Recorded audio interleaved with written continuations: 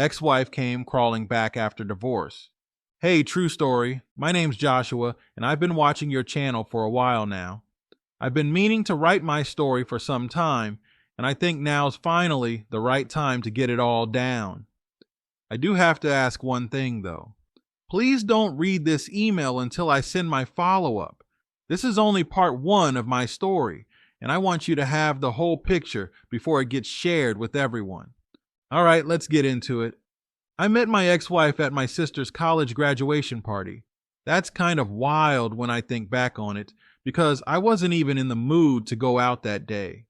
I'd worked a long week. I wasn't in the party mood, and honestly, if it hadn't been for my sister dragging me out, I probably would have skipped it. But man, life has a way of setting you up, because if I hadn't shown up, I never would have crossed paths with the woman I ended up marrying.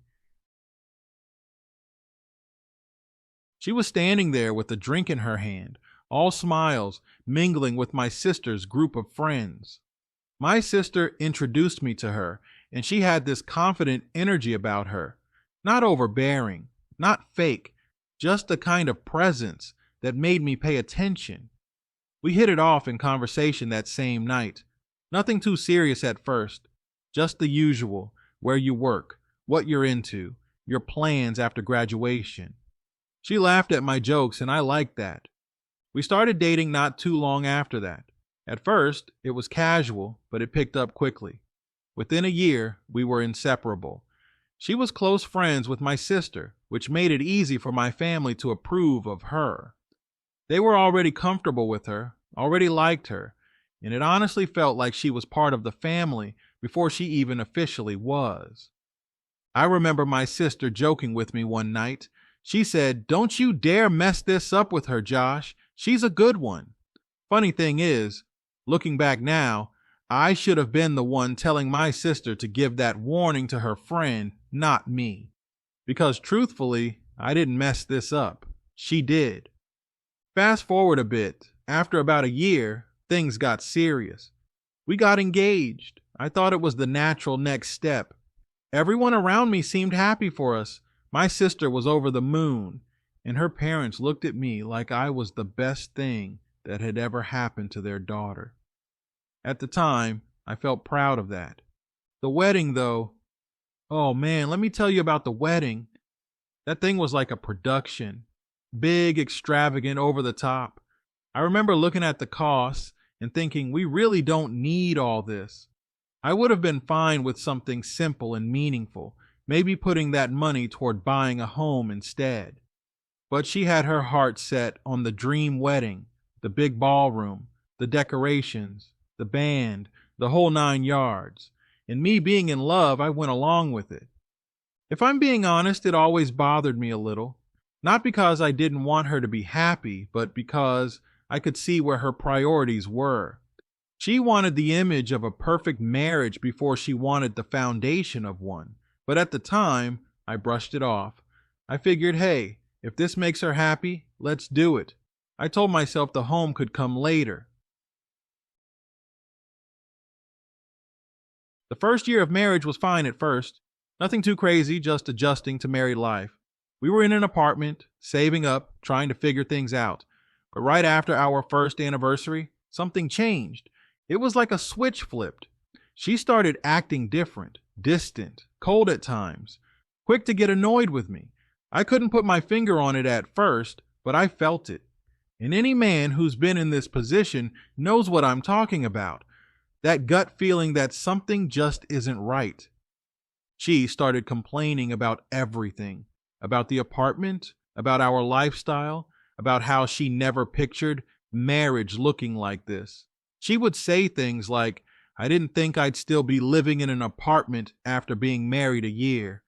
I thought we'd have a house by now. I'd sit there thinking, lady, we just spent a fortune on your dream wedding, and now you're upset we don't have a house yet? That's when something my grandfather used to say popped into my head. He used to sit us boys down, me and my cousins, and tell us about life, about women, about marriage. And one thing he said has stuck with me ever since. He said, if your woman starts complaining about every little thing, she's probably cheating. That thought wouldn't leave me. It echoed in my head. So one night, she was in the shower, and I did something I never thought I'd do. I went through her phone, and let me tell you, it didn't take long. Right there, in black and white, was everything I needed to see. She'd been cheating on me the entire duration of our marriage. Not just recently, the entire marriage. Texts, calls, pictures, you name it. It was there. I remember sitting on the edge of the bed, my stomach in knots, scrolling through those messages. Part of me didn't even feel shocked. It felt more like confirmation. Like I already knew, but now I had proof. I confronted her that same night. I wasn't about to sit around pretending everything was fine. She tried to deny it at first, but when I laid out what I'd seen, she broke down, crying, begging, apologizing. But at that point, it was over for me. I packed a bag, moved out, and filed for divorce. I wasn't about to waste another second on someone who never respected me to begin with. Now, I'll be honest, my sister and I had a falling out over this. Not because she took her friend's side exactly, but because she felt caught in the middle. She told me she wished I'd handled it differently, that maybe we could have worked it out. But I had no interest in working things out with a cheater. That caused some tension between us for a while, and I hated that, because my sister and I have always been close. But time heals. Eventually, we made up.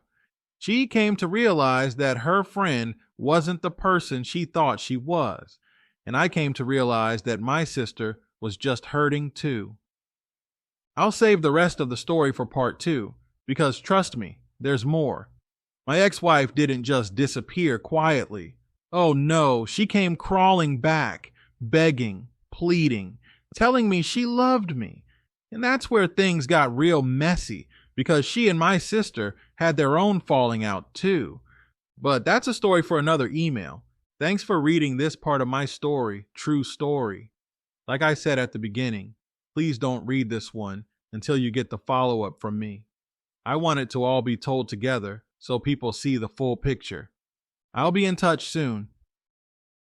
Ex-wife came crawling back after divorce. Part 2. Hey, True Story, Joshua here again. This is the follow-up email I promised you. Now you've got the whole story, so if you want to share it with everyone, you've got my blessing. When I left off, I told you about catching my ex-wife cheating, moving out, and filing for divorce. That was the clean break moment. But of course, cheaters don't like to stay gone. They like to crawl back, act like they're the victim, and try to rewrite the history of what happened. That's exactly what mine did. At first, I thought she'd just fade into the background. We signed papers, we split, and I figured that was that. But nope. About a month after the divorce was finalized, she started blowing up my phone. Late night texts, random calls, the whole "I still love you, I made a mistake, can we just talk" routine. I ignored her at first. I had no interest in rehashing the mess she created. But ignoring her seemed to make her double down. She started showing up places she knew I'd be. Grocery store. Suddenly she was there. I'd grab food at my regular diner. She'd stroll in. At first I thought it was coincidence, but then it became obvious. She was tracking my habits. One night she even came to my apartment building, knocked on my door crying, saying she just wanted 5 minutes. I didn't open it. I stood right there on the other side of the door and told her, "You had years of 5 minutes. You blew it. Don't come back here again." But the drama didn't stop there. Now here's where my sister comes in. Remember how I said my ex-wife was my sister's friend first? Well, after the divorce, that friendship went up in flames. My sister finally saw what I saw. She realized her friend wasn't the loyal, sweet person she thought she was. I don't know all the details, but apparently my ex tried to spin some story to my sister about how things just happened and how I wasn't making her feel secure. So she made a mistake. My sister told me about that conversation later, and she said she almost lost it right there. She said, "You mean to tell me you had this man, my brother, who treated you like gold, and your excuse is you weren't feeling secure. That's what you went and did? That was the end of their friendship. My sister cut her off completely, and from there, my ex-wife turned her begging campaign up a notch. She went from asking me for another chance to bad-mouthing me to anyone who'd listen, and then back to begging again. It was like a cycle. Tear me down, then try to reel me back in. One of the craziest moments was when she showed up at a family barbecue. I hadn't invited her, obviously, but one of my cousins was still following her on social media and must have slipped her the details. She came waltzing in like she belonged there. My whole family froze. I mean, picture it. You're flipping burgers, laughing with your people, and then your cheating ex just struts into the backyard like it's her party. My mom looked like she'd seen a ghost. My dad shook his head and muttered, "Unbelievable." My sister, though, she didn't hold back. She marched right up to her and said, "What the hell are you doing here? You're not welcome." My ex tried to smooth it over, saying she just wanted to talk and maybe clear the air, but my sister wasn't having it. They went back and forth and it turned into a shouting match. My sister told her straight up, "You don't get to cheat on my brother and then play victim. You had your chance and you ruined it. Now get out." My ex broke down crying right there, begging in front of everyone, saying she loved me and wanted her marriage back. It was embarrassing, not for me, but for her. Because by then, everyone saw her for who she really was. That wasn't the last time she tried either. Over the next year, she sent me letters, emails, even tried to slide through on social media with fake accounts. Every message was the same recycled nonsense. "I've changed. I made a mistake. I'll do anything to get us back." But here's the thing. I didn't want her back, not even a little bit. And that's what she could never understand. Once trust is gone, it's gone. I wasn't bitter. I wasn't even angry anymore. I was done. That's a different kind of peace. What she couldn't wrap her head around was that I was actually happier without her. I'd started focusing on myself again, getting my finances together, working out more, spending time with family without all the drama. I even bought myself a house, not huge, but comfortable, and most importantly, mine. It was the exact opposite of what she said she wanted when she left. Funny how that works out. Looking back now, the irony is almost comical. At the wedding, she pushed for the big, expensive show instead of building a foundation. She got her dream wedding, but lost the marriage. She complained about living in an apartment and ended up living alone in one. She cheated thinking she could do better, but all she got was lonely nights and regret. Meanwhile, I got my peace, my family back, and eventually my own stability. So that's the full story, true story. From meeting her at my sister's graduation party, to the big wedding, to the betrayal, to the divorce, and then the aftermath where she came crawling back. I wanted to share this because I know a lot of men out there go through the same thing, thinking they're crazy when they get that gut feeling something's off, thinking maybe it's their fault. But nah, sometimes it's exactly what it looks like. Like my granddad used to say, if your woman is complaining all the time, check her actions, not her words. He was right. Thanks for giving me the space to share my story. Hopefully someone listening will hear it and realize they're not alone, and maybe they'll make the clean break sooner than I did. Heart to heart with my sister. Hey, True Story, Joshua here again. This is my third email, and I think this one might actually mean more to me than the first two. Because if the first part of my story was about betrayal, and the second part was about my ex trying to claw her way back into my life, then this part is about reconciliation, specifically with my sister. See, when everything first blew up, my sister and I had a falling out. Not because she sided with my ex exactly, but because she just didn't know how to handle it. That was her best friend. the one she trusted, the one she vouched for. And here I was, her brother, the one she's known her whole life. She was caught in the middle, and for a while it felt like she pulled back from me instead of pulling away from her friend. That stung. But eventually life forced us into a real conversation. It happened a few months after the divorce was finalized. We hadn't been talking much, just surface level stuff when we had to be around each other at family gatherings. You know how that goes. Hey, how's work? Good, you? And then silence.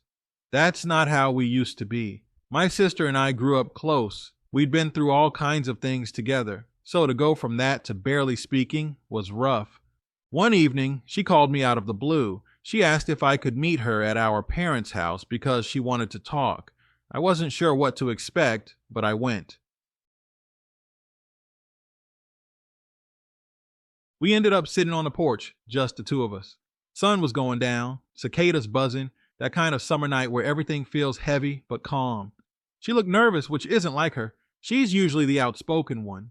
She started with, "Josh, I owe you an apology." I didn't say anything. I just let her talk. She went on. "When everything happened, I didn't handle it right. I felt like I was losing two people at once. You, my brother, and her, my best friend. I didn't know what to do, so I shut down. And I know that probably made you feel like I didn't have your back. And I hate that, because I always want you to know I'm on your side." That hit me, because yeah, I had felt like she wasn't on my side. And I didn't realize how much I'd been holding on to that until she said it out loud. I told her, "You're right. I did feel like you weren't there for me. It was like you were more worried about protecting her feelings than mine. And that hurt, because at the end of the day, I'm your blood. I'm your brother." She nodded, tears in her eyes, and said, "I know, and I was wrong. I see that now.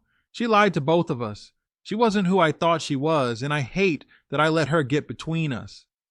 That was the moment the wall between us started to come down. We sat there for a long time, just laying it all out. She told me how my ex had tried to spin the whole thing, even to her, saying things like I wasn't giving her enough attention or that she felt unloved in the marriage. My sister admitted that for a split second, she wondered if there was some truth to it. But then she remembered all the times she'd seen me bend over backwards for that woman. The flowers, the little trips, the way I defended her even when she didn't deserve it. She said, "I realized she was trying to make herself the victim, and I almost fell for it. That's on me. But I know better now. I should have had your back from the start." That meant everything to me. Because here's the truth. When betrayal comes from the outside, you can deal with it. But when it feels like your own family might not be fully in your corner, that's the part that cuts the deepest. We ended up laughing by the end of the night, believe it or not. Talking about childhood memories, roasting each other like we used to. It felt like old times. At one point she said, "Josh, if I could go back, I'd tell both of us the same thing. I'd tell you not to marry her, and I'd tell her not to cheat. Would have saved us all a lot of heartache." I told her, "Nah, you should have just told her not to mess it up. Remember when you told me that at the beginning? That I better not mess it up with your friend? Turns out you should have been warning her not to mess it up with me." We both cracked up at that, because it was true. That moment closed the circle. So now, my sister and I are good again. Better than good, actually. Going through all this mess kind of reminded us that family is what matters most. She doesn't even mention my ex anymore, and neither do I. That chapter's closed. The irony is that my ex still tries to wedge herself back into my life, but she'll never get between me and my sister again. That bond is stronger now. And honestly, if there's one thing I hope people get from this part of my story, it's this. Don't let someone else's betrayal poison the relationships that actually matter. My ex almost succeeded at that, but she didn't. My sister and I made sure of it. That conversation healed something in me, and it reminded me that no matter how messy things get, blood really is thicker than water. Thanks again for giving me the space to share all this.